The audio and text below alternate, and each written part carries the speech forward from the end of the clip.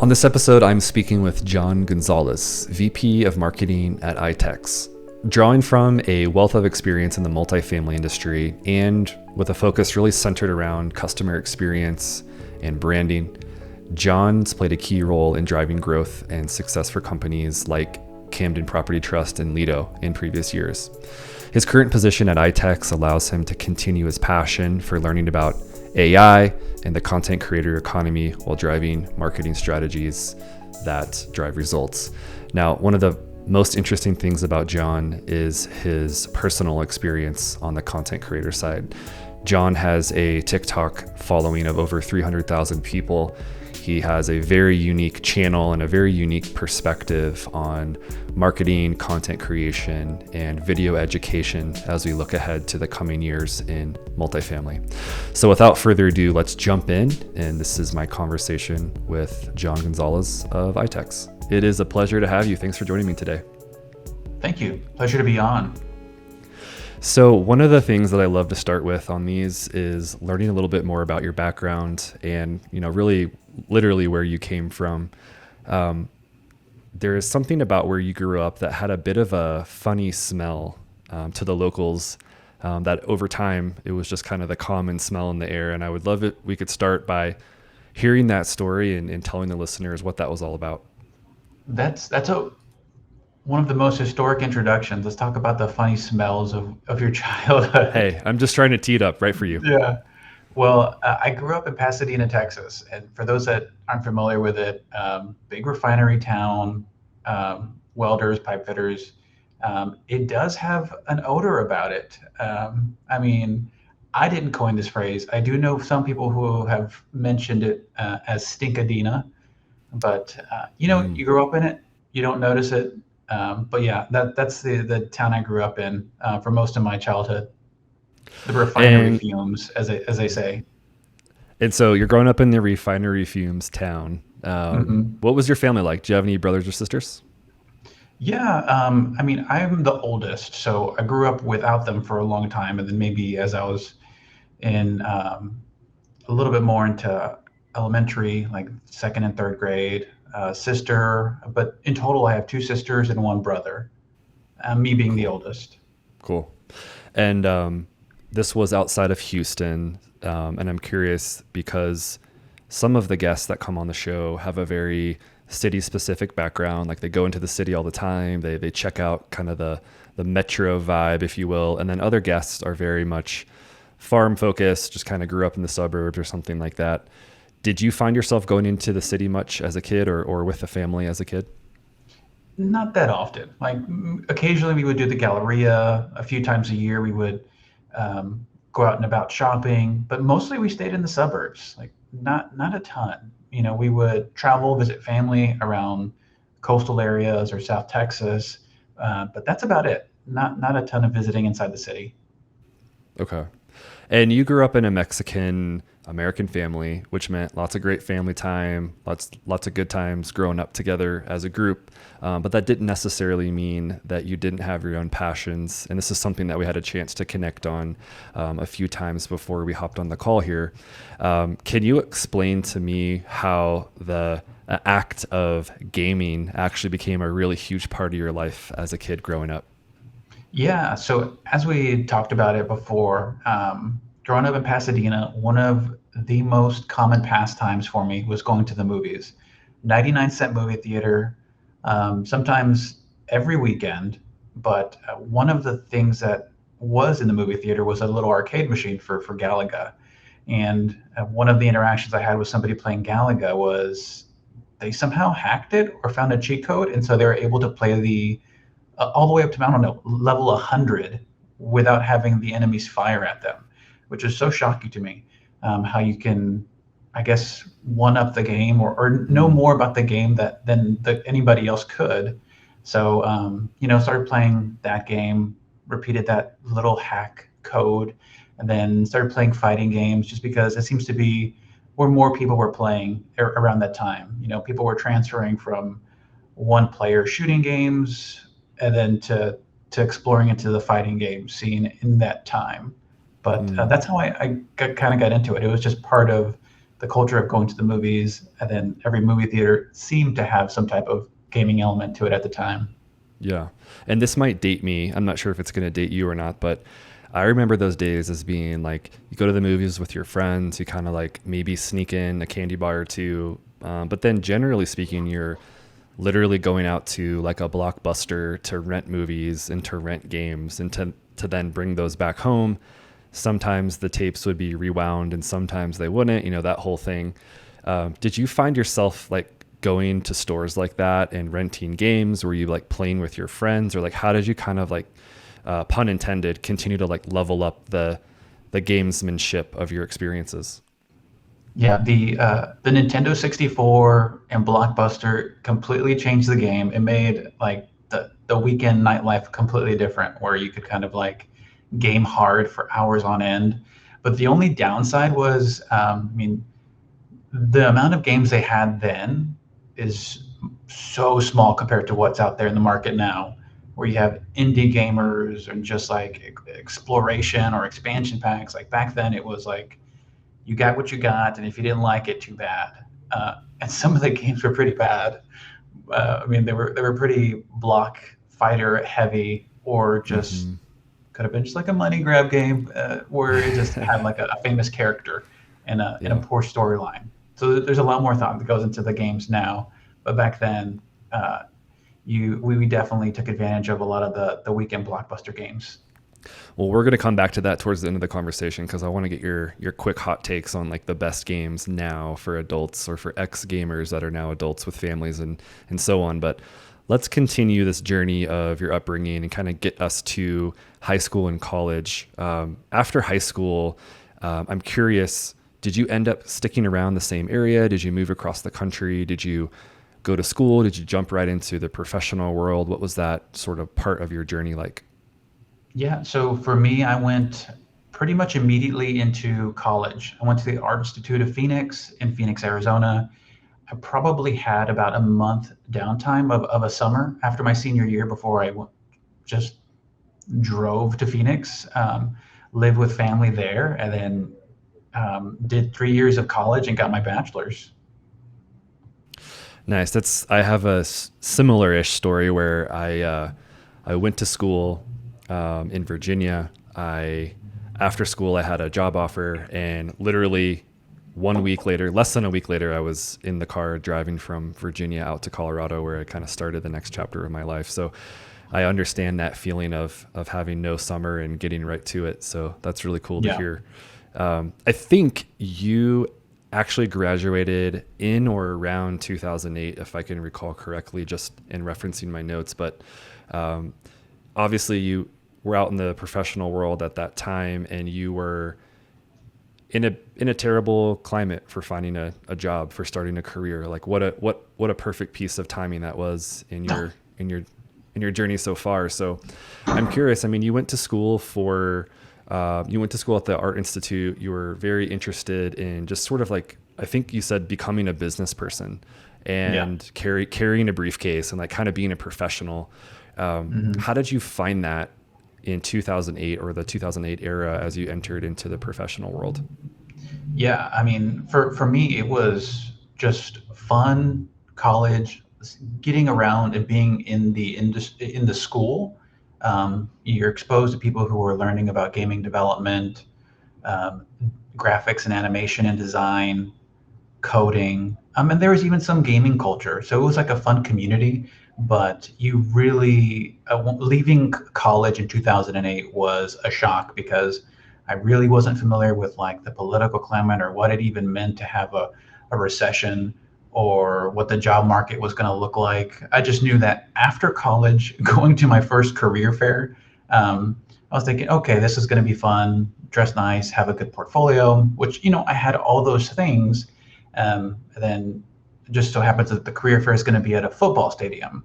I show up to the football stadium, and the line for the career fair is wrapping around the entire Arizona Cardinals football stadium. And Oh, so that's kind of when I had like my first, like, this is going to be a while before things get normal again. But I have a bachelor's degree. yeah. But at that time, you hear it often, like everybody was asking for a degree plus 3 years of experience. And like at the time, everybody was just trying to get in the door somewhere. Right. Okay, so then what next? I mean, it obviously like today, 2023, where this idea of the gig economy and kind of freelance and doing things on the side was or is, no one bats an eye. But from my understanding, you actually ended up kind of going into that world and taking on gig jobs and figuring it out. What were some of those early jobs that you took on to make ends meet as you were kind of figuring out the world that was 2008 at the time? Yeah, so at the time, everybody was looking to cut costs or make advancements in social media.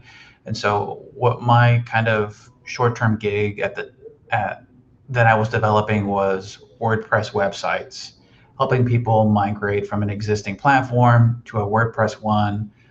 A lot of things were built off themes at the time, and then also companies were looking to ways to best leverage social media. Facebook was huge. Like people were trying to explore how to grow their own business through Mm. Facebook or search engine optimization.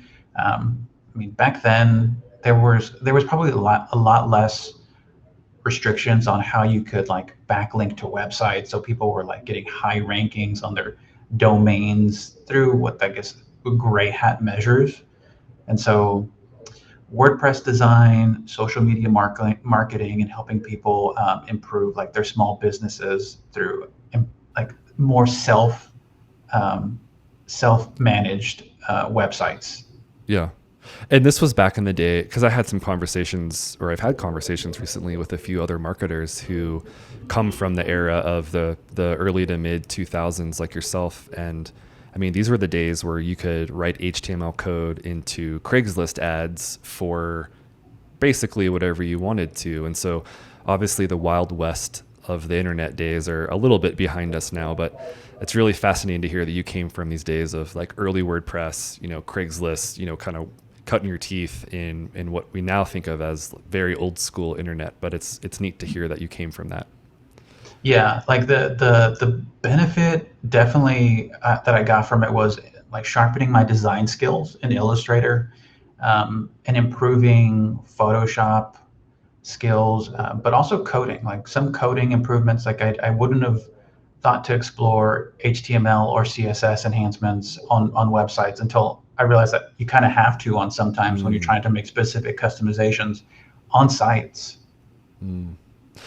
So, okay, so you had moved, you had gone to college, you're out of college, you kind of have a oh no moment because what am I going to do? You're jumping into some gigs.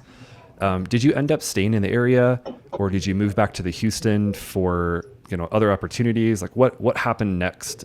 Because now we're kind of 2010ish, and we're not even at the real estate phase yet. So what was the next step for you? Yeah, I tried my best to find something dependable in the market, or at least more consistent gigs. But for me, I decided to go back to Houston, and so most of my family was there, so that's where it made the most sense. And it seemed like the job market was improving in that area of town just because of the oil economy. So I moved back around 2000. Let's see, I'm trying to remember. 2000, I think you said maybe 2011 or 12, if I recall. 2012 was when I started at Camden, but I know it was a few years before then that I was back doing something similar, but still back home. Okay. Yep. So I stick around in Arizona for a few years, and then I moved back to Houston. And in Houston, similar, looking for career opportunities. And it wasn't until 2012 where I landed my first job in what would be considered like multifamily. Thanks for listening to this episode of Transforming Cities, brought to you by Authentic. Authentic delivers premier multifamily brand experiences and smart digital marketing. Our proven approach aims to accelerate leasing velocity, boost rental rates, and increase long-term value. Simply put, we see brand as a business asset. You can find out more at authenticff.com. How was that? So it's always fascinating to talk with people about their first introduction into real estate, because a few folks kind of like maybe they start as a manager at a community, or they work on a leasing team, but others like yourself just sort of find themselves splat in the middle of it. I mean, then there's a whole language and kind of a ecosystem and kind of a rhyme and a reason to it all. How was that position for you just getting started? Kind of what drew you to that, and how was it getting to know the real estate industry at first? Yeah, it was very much a shock to learn like the lingo, because multifamily has its own lingo of what to say, what not to say, the most common phrases for hooks, headings, or subcaptions. So getting started at Camden Property Trust, I was a marketing production coordinator, a lot of more graphic intensive. Um, the position was probably more graphic intensive, so working a lot more in Illustrator and InDesign, and Mm, occasionally Premiere Pro whenever they're doing like some specific video promotions. Um, I would say it was a lot to learn because I knew next to nothing about the real estate industry. So I asked a mm, lot of questions about why we do this, why does this happen that way? But learning that there's different customer types. Sometimes there's different development types, and you learn more about the lease up process, like creating the landing page for a development where we might mm. not see a first move in until a year down the road. Yeah. Mhm. So there you are, really diving into real estate. You're kind of getting your feet wet for, I think it was a couple years at Camden, and you make a pivot. And this is right around 2014, I want to say. Yeah. And yeah, that pivot was actually into the cabinetry world, which I think a lot of listeners or viewers are probably smiling and or scratching their heads like, why did he go from real estate to cabinets? But as we've discussed previously, there was a very specific reason for it. And I actually thought it was really insightful the way that you had a look at another side of the industry. So tell us what that experience was like, what that company was that you transitioned into, and what your role was there. Yeah. So in 2014, I took a job offer as a marketing manager for Leedo Manufacturing, or also known as Leedo Cabinetry. They're on the multifamily side as a supplier for essentially cabinet boxes.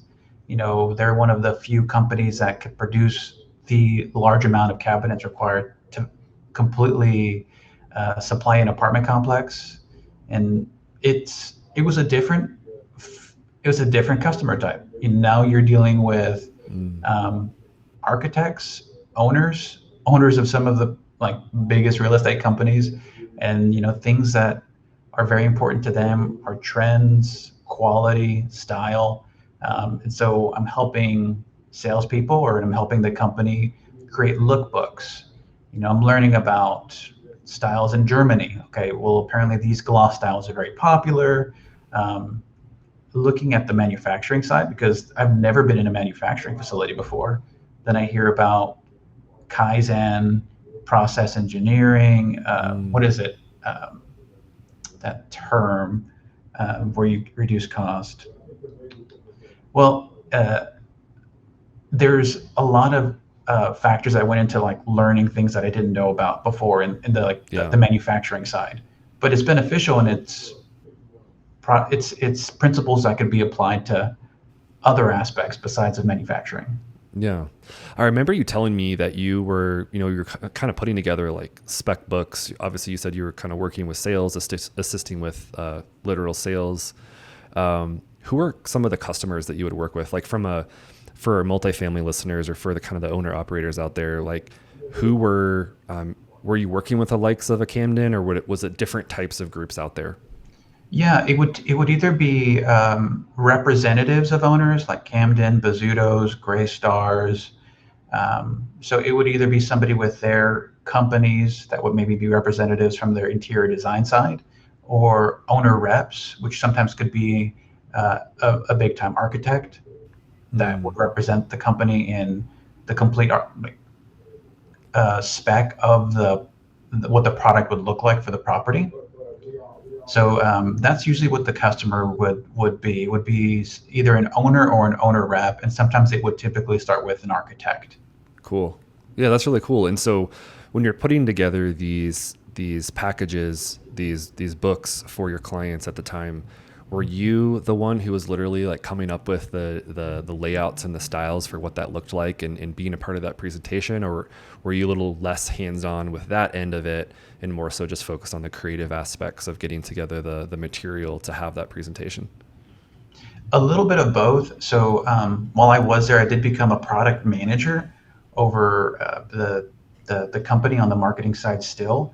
So I worked under engineering as a Oh, cool. marketing product manager, now facilitating this spec book. And so working with engineers, getting, well, guess what I would call like our product SKUs. And then with our product SKUs, you Mm. create the product book. And so within like getting one frame, I would, put in the dimensions, and then the rest was just creative liberty.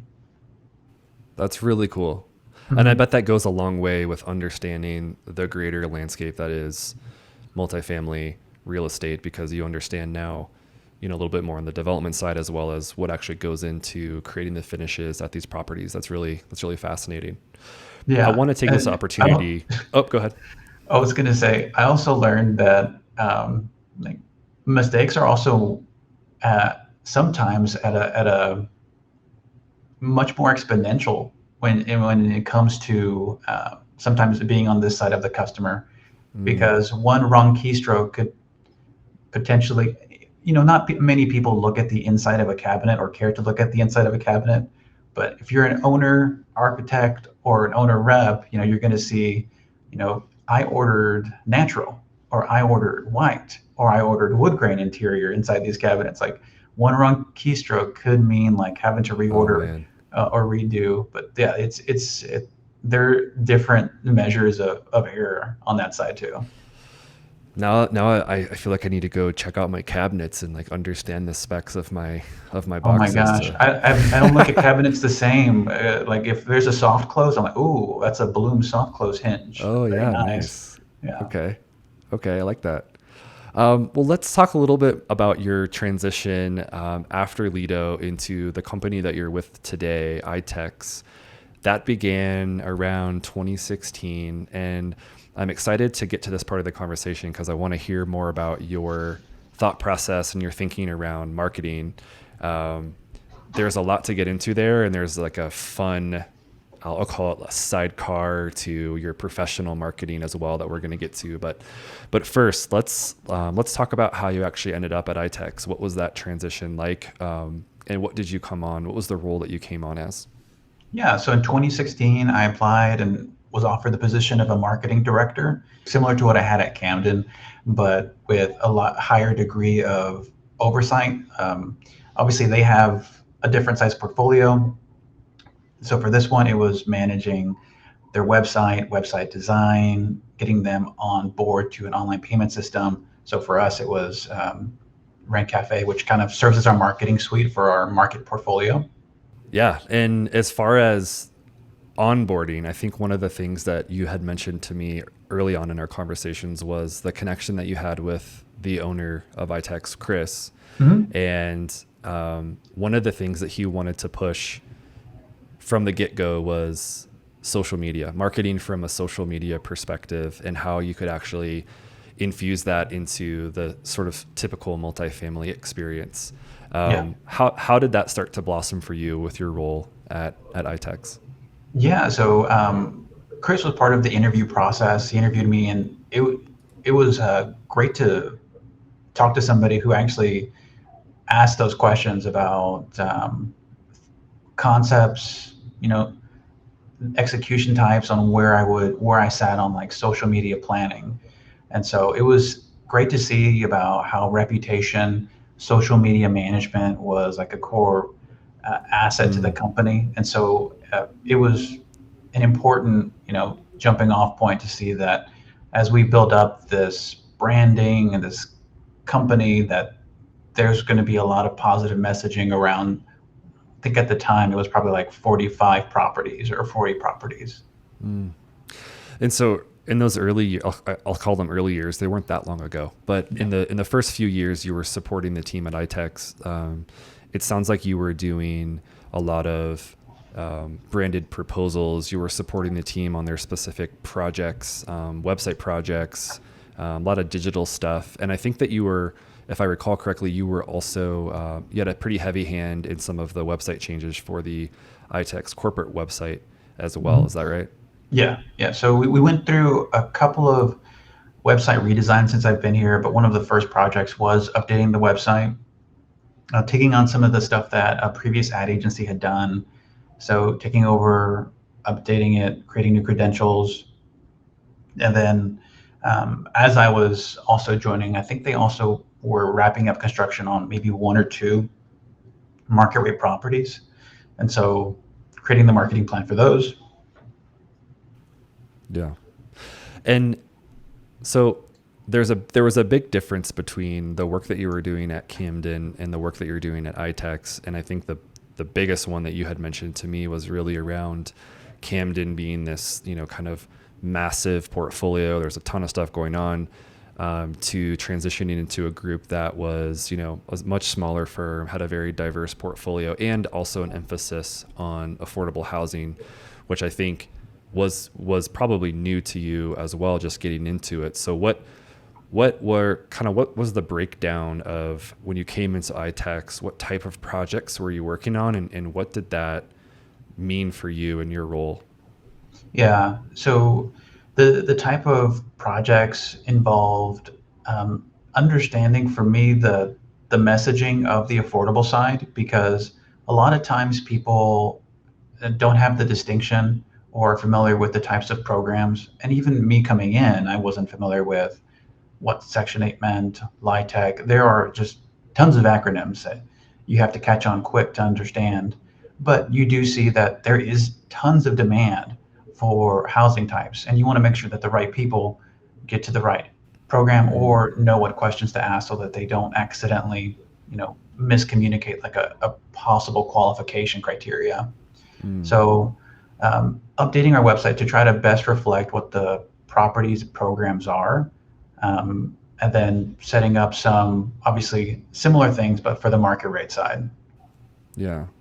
This kind of starts to get into one of the areas that you're really passionate about. And I don't know that a lot of people know this about you, but I thought it was a really cool and, very, in a way, honorable passion. And that is educating these potential renters on what it is that they're applying for.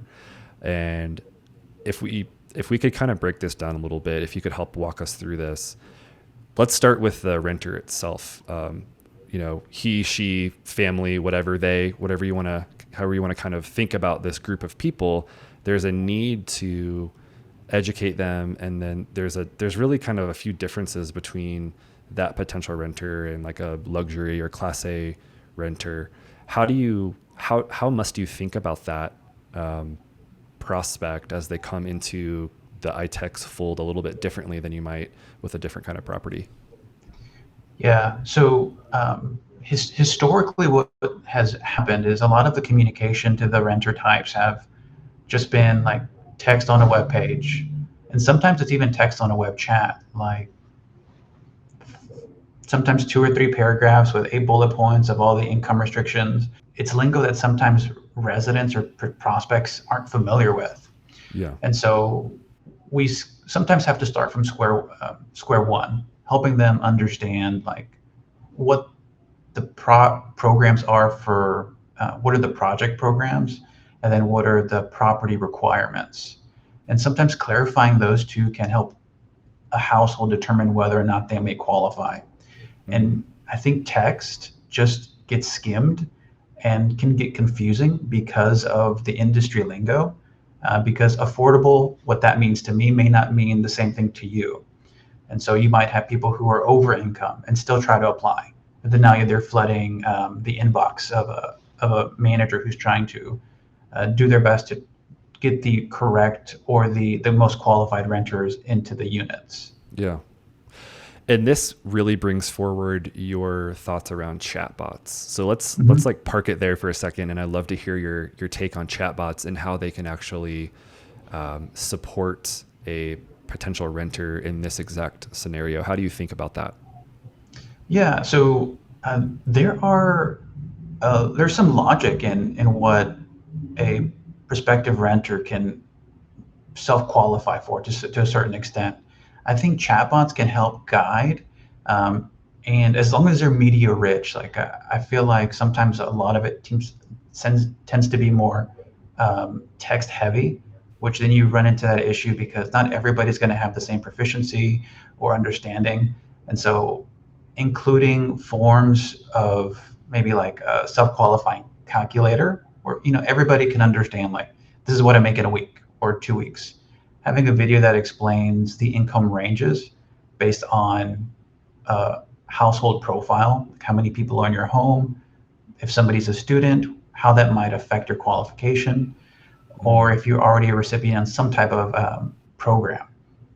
So there's some variables that I think text could get very heavy, but logic mapping or having like some system where you can prompt households or renters as they shop, like, okay, like this is me, this is how much I make, and this is roughly like my household type. Then they could kind of get guided, like maybe through a video or through an explainer that document that kind of breaks down the things that they need to apply. So when we're thinking about leveraging video and using it for educational purposes, where does that fit in with the multifamily industry moving forward? Because I think we're starting to see some of that type of stuff show up with different prop tech companies, but I know that you have some specific thoughts about it, and I'd love to hear you.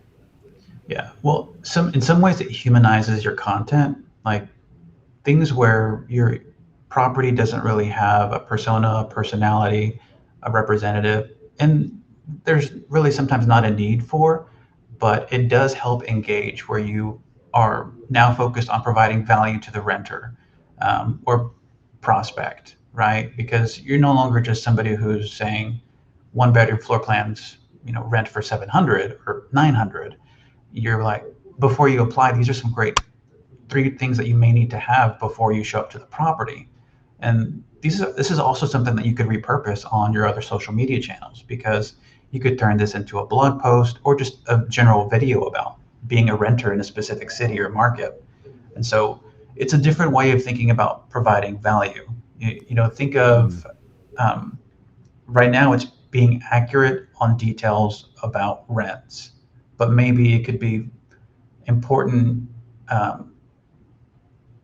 prep or details before moving in. Like we've seen blogs about like move-in tips, but now we could probably focus more on like before you move in, these are some great things to consider. And it could be maybe about providing value about budgets.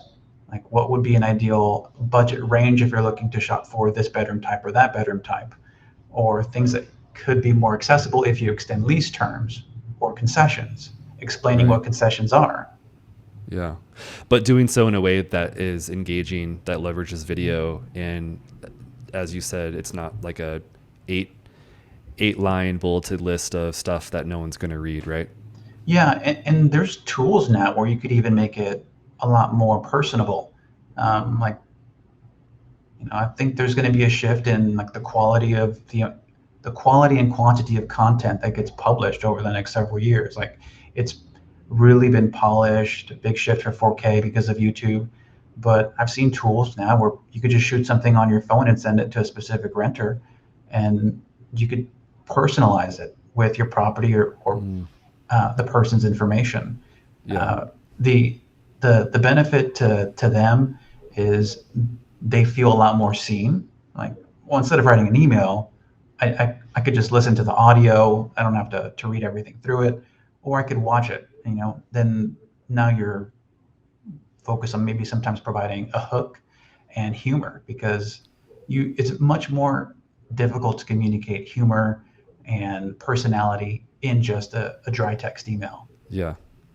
Let me throw this curveball at you. This isn't something that we necessarily prepped for, but it's definitely been in the headlines in recent weeks, and that is AI and the release of the chat platform with is it OpenAI, and I know that we've both had a chance to play around with it. Do you see? And sorry to put you on the spot, but one of those sorry I'm not sorry is because I'm really genuinely curious to hear your thoughts on this. But do you see that there being a place for that in any part of the ecosystem that you're thinking through for this kind of multifamily solution?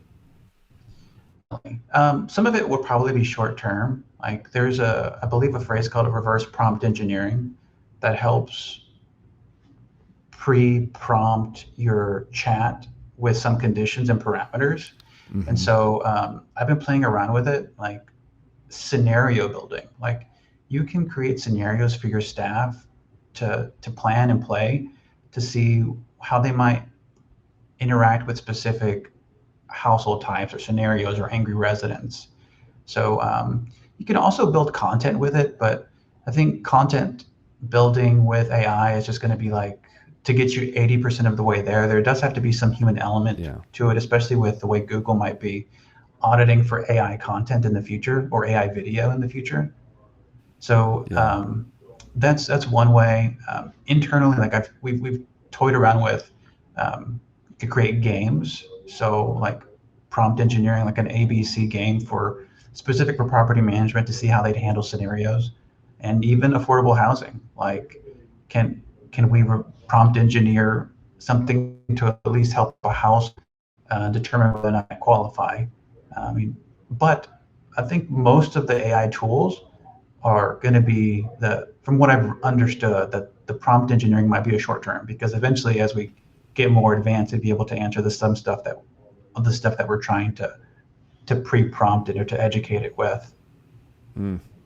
Super interesting topic, I have to say, and I feel like that could be a whole different podcast entirely, and I'm sure there's a bunch of podcasts being recorded right now about that topic.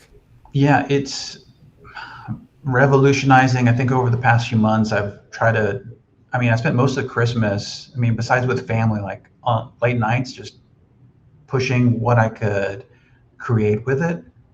Formulas on Excel, coding. It is like going to be a new Google in some ways. Now, I've seen in how people are injecting the chat into search tools. And so instead of asking Google, like top places to rent in specific city, you might be asking a chatbot best places to rent in a specific city. Now, what we don't know is what weight the chat is going to give to specific properties in the future. Right. Because we know what Google's ranking is. Sometimes, they focus on the 3-pack, content dynamics and like the page ranking. But if, the chatbot relies on the same things, then we'll see something similar. Yeah. Yeah. Super fascinating stuff. Let's pivot into a passion of yours, which is social media and specifically TikTok. Both at the corporate level and on the personal side. Let's put a pin in the personal side for the moment, but you're somewhat of a local legend on the platform already. I think one of the earlier videos that I came across of yours was just in the ITEX office there with a fellow coworker. It was just like a funny thing that caught my eye, and I think it gained some popularity. How did that thinking, like how did John get from ex gamer to like, hey, you know what? At my corporate job, leveraging TikTok is going to be the move, and here's why. Like, what were the steps that got you there? Yeah. So for us, as a company, we want to be able to share like what we do, like, day in the life of John, or find what other ways to communicate our culture, our employees. And so sometimes I'm in the office asking people, hey, you want to jump in on a video? I got a funny skit idea. What do you think about this? And if they say no, I'm like, okay, well, what if I reduce your lines to these 4? It'll be super easy. And so I could be sometimes convincing. It is one of the elements that I feel like will help us improve with people on the outside seeing our employee culture, because highly collaborative environment. Like I could walk down the hall and talk to somebody in development, asset management, CEO, CFO, legal, very tight knit, but still like we all like to engage with each other. Like it is maybe not so bureaucratic, and we, like to have fun. Like we like to, we dress business casual, or what do they call it? Smart casual. And so like for people who are looking for a place to work in the multifamily industry, they want to find a company that speaks to them in values and mission, and maybe in corporate culture. And so highlighting some of that stuff through, humor and video is one of the elements that we wanted to utilize. And one of the less obvious aspects of that approach that I, never really thought about it until you said something to me to this effect, but it's not like the polished 4K videos. It's like on your phone, kind of just like, low production value, but it's like more relatable in that way, in the way that, super polished videos aren't necessarily going to be relatable when it comes to extending company culture to potential future employees. Yeah, yeah. So authenticity is important to, communicating to customers, but also communicating what your brand and company is all about. And so uh, I think there's a time and a place for extremely polished media, the 4K. But we've seen those results in the past and how they resonate with people. Like I've seen other companies invest tons of money into production, and YouTube views are public, you know, and there are people who just post to get ready with me that get millions of views, and so production quality doesn't always correspond with Yeah. viewership or engagement. And oftentimes it doesn't, I would say. Yeah, I mean, are certainly the cases where it does, but I think more and more we're seeing, I mean, even some of my favorite YouTube channels are, and you see it in mirrors or reflections. It's literally just someone that has a selfie stick with their iPhone and they're making videos that are getting, easily 250,000 views every single video. And it doesn't need to be this, everything's thrown into Premiere Pro and we have, super fancy cameras everywhere and all these cuts. It's a really interesting time for that. yeah, and those content creators are like, as the more they do that, the more they resonate that authentic message, they become more relatable and they build a community. And that's really what we want to do. Like, we manage communities, but we also want to build our own. We want to build our own culture and make sure that everybody understands like who ITEX is. This is our team. This is the way we carry ourselves and want to Yeah. represent ourselves.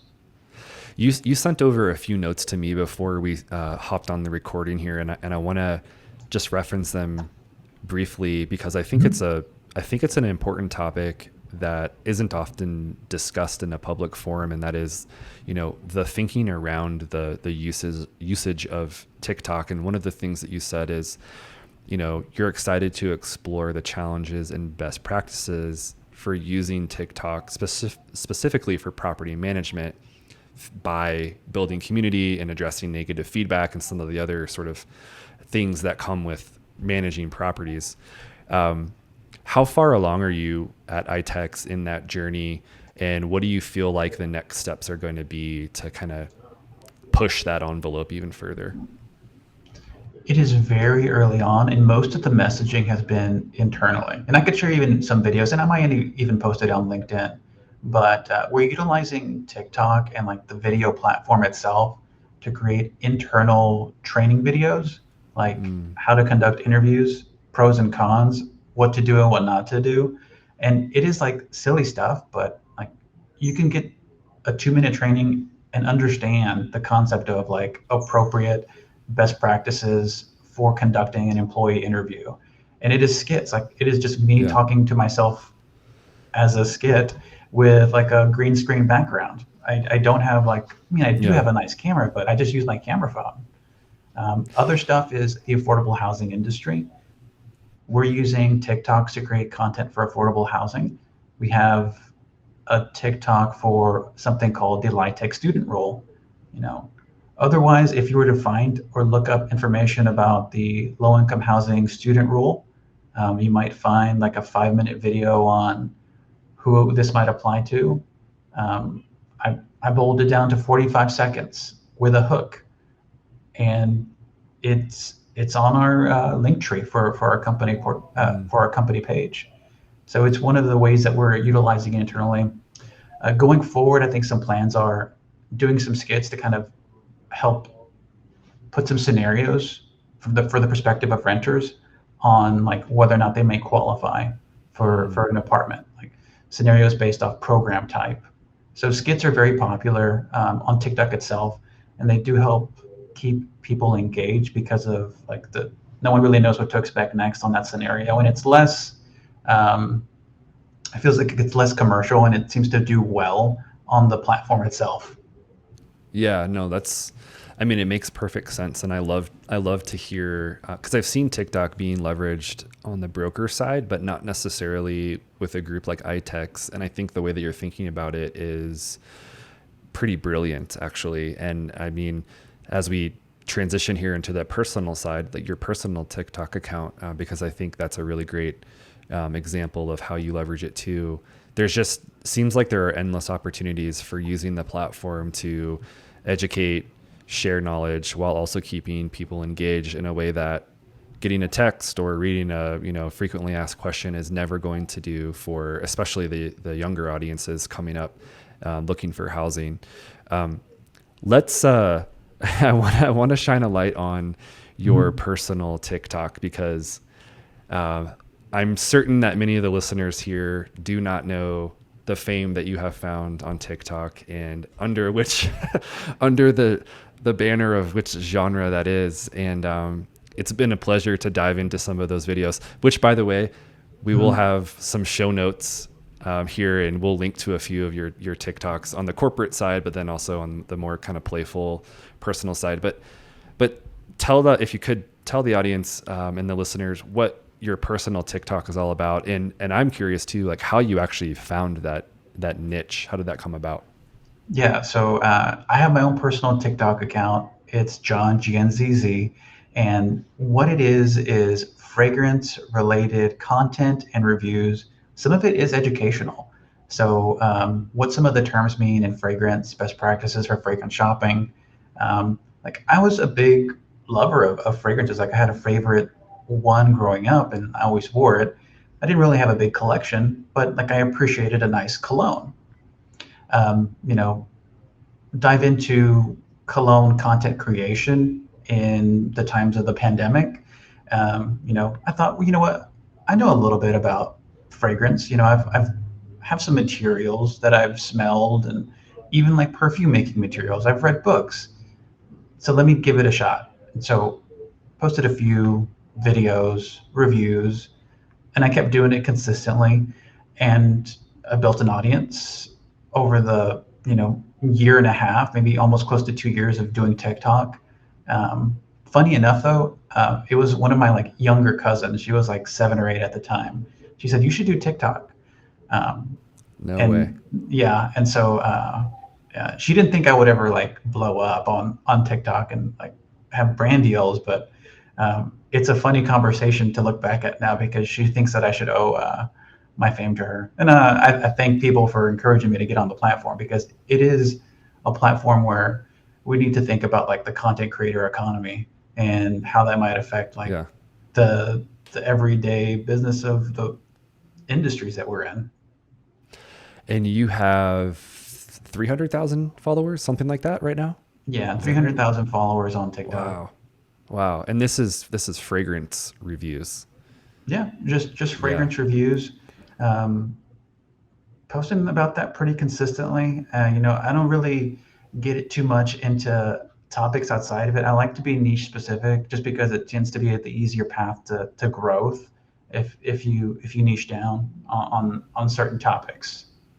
So if the listeners need a new cologne recommendation or a new perfume recommendation or a new vocabulary for fragrance, they definitely need to check out your page. And I'm not joking. It is a little bit funny because there's a lot of humor involved in your videos, but it's dead serious. We're being completely serious here. So don't hesitate to visit your page, right? Yeah, don't hesitate. Yeah, I love engaging and answering questions, and I try not to take myself too seriously. Like that's the super most important part. Like, be authentic. Try not to take yourself too seriously, and put some transparency in the content that you post because, like, in the creator economy, there's also going to be like brand opportunities, and you want to be sure that you represent those brands and the relationship that you have with brands in a transparent manner. So. Yeah. Staying up to date with those. Yeah. And that kind of ties into, as we start to wrap up here, your thoughts around shifts in multifamily in general since the pandemic. And I think some of the themes that you're you were about to get into there, being authentic, kind of thinking about things in maybe a little bit more of a humorous or less serious way. Are those shifts that you see continuing through 2023 and beyond? What other kind of trends or shifts do you see happening or coming down the pipeline as well? I'm curious. Yeah, I don't know how far it'll develop, but I mean, like if it went to the extreme to say that even at the property levels, we would see like to the same degree of content creation or personas or the ability to use TikTok's hooks, trends, not necessarily to get leases. I know that's always like the number one priority, but it's to explore what the property is like, the staff experience, the community is like. Everybody can do the apartment tour, walk around, but introduce your team in ways that's a bit more unorthodox. So that's something I see a lot more, and especially in the educational front to get people more information on how to prepare for their lease or their move-in. Like you're providing a value to them that they normally wouldn't get, but could still be applicable to any apartment complex that they shop at. Yeah. Well, let me come full circle here as we start to wrap up. I have a couple of rapid fire questions I want to hit you with. And I know at the very beginning, I sort of said, hey, we're going to circle back to the video game topic. And so I'm curious, favorite video game as an adult now and why? What do you feel strongly about? Okay, so I occasionally do live streaming, and whenever I live stream games, any games that involve guessing. So Wordle, and there was another one that was similar to Wordle, but it is so fun to do on TikTok lives and YouTube lives or on Twitch because you can have anywhere from like 2,000 to 3,000 people guessing with you on what the next word is. And it is just fun to enjoy with like a community of people. That's fun. Yeah. Other games, like if I just want to like enjoy strategy, civilization, but for me, like if I really want to enjoy like an old school fighting game, I'll probably play Tekken or Street Fighter. Cool. Yeah, really cool. Well, on the opposite end of the spectrum of entertainment, hit us with one book that you would recommend right now, and why. One book right now would be Unreasonable Hospitality. I just wrapped it up this week, and it is just like the title says. Unreasonable hospitality is like going above and beyond what the customer expects. It's more specific for the industry of restaurant, but there's some correlations that you can make for even the multifamily industry. And if I could just like quote one small section from it, there's like, imagine you have a renter or someone who's going to move in that's expecting a baby. Like one small measure of hospitality to some that might be unreasonable is giving them those surge covers or those outlet covers. Yeah. And just like putting a personal note because you're expecting somebody that's very important in your life. You're expecting a baby. You're going to be thinking of tons of things. The last thing you need to think of is remembering to get these things here. We're your property management company. We want to provide these for you. That's so that hits home for me because we've got a little one, and you know this, but trying to cover all the outlets, it's like the last thing you think about. But the second they start poking around, you're like, oh no, I need to cover all these outlets. Yeah. So that would be a great gesture. We will link to that book in the show notes as well. John, thank you so much for your time and your effort and your energy today and sharing what I feel like is a lot of new stuff. Like you definitely are very low key on the cutting edge of a lot of things happening in the world, and many of which as they relate to multifamily. There's only one more thing to do here though for you, and that is to roll out the red carpet. Tell the listeners where they can find you, what you're up to, and how to follow up with you online. Yeah. Well, I'm still on my search to become the number one person that's John Gonzalez on Google. It is a tough match, but until that happens, you could find me on LinkedIn at John GZZ, or on all my other socials, it's going to be John GNZZ. Awesome. We will link everything in the show notes. John, once again, Thank you for joining me today. It's been a pleasure. Thanks.